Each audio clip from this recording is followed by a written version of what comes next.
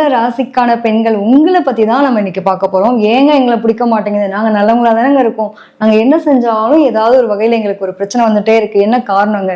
ஏன் எங்களை பிடிக்கல? வாங்க தெரிஞ்சுக்கலாம். மிதுன ராசியில ஒரு பெண் இருக்கா. அவர் திருமணமாகி போய் ஒரு வீட்டுல இருக்காங்கன்னு வச்சுக்கோங்களேன். ஸோ தந்த கணவர் தன்னை விட புத்திசாலியா இல்லை அப்படின்ற பட்சத்துல என்னதான் நம்ம திறமையா இருந்தாலும் நம்ம ஹஸ்பண்டை நம்ம விட்டு கொடுக்க கூடாது. ஃபர்ஸ்ட் மிதுனராசி பெண்ணா சுதந்திரத்தை விரும்புவோம். எனக்கு ஒரு சுதந்திரம் வேணும், என்னை அடக்கி ஆளக்கூடாது.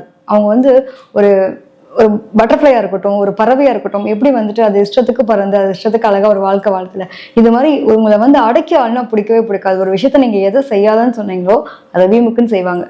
ஒரு பெண்ணுனா இந்த டைம் தான் நீ போகணும், இந்த டைம் தான் வரணும், நீ ஏத்து பேசாத, ஃபர்ஸ்ட் வாயை மூடு. உனக்கு அதிபதிசாலின்னு தலன்றது நினைப்புல நீ பேசாத, வாயை மூடு.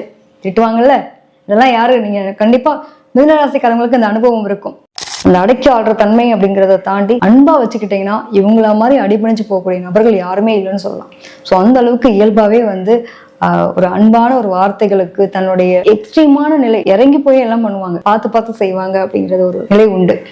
இவங்ககிட்டலாம் போய் பேசி நம்ம தப்பிக்கவே முடியாது. எங்க இருந்தாலும் ஒரு டிடெக்டிவ்ங்க, பாம்பின் கால் பாம்பறியுன்ற மாதிரி எல்லா விஷயத்திலையும் இவங்க ரொம்ப தெளிவா இருப்பாங்க.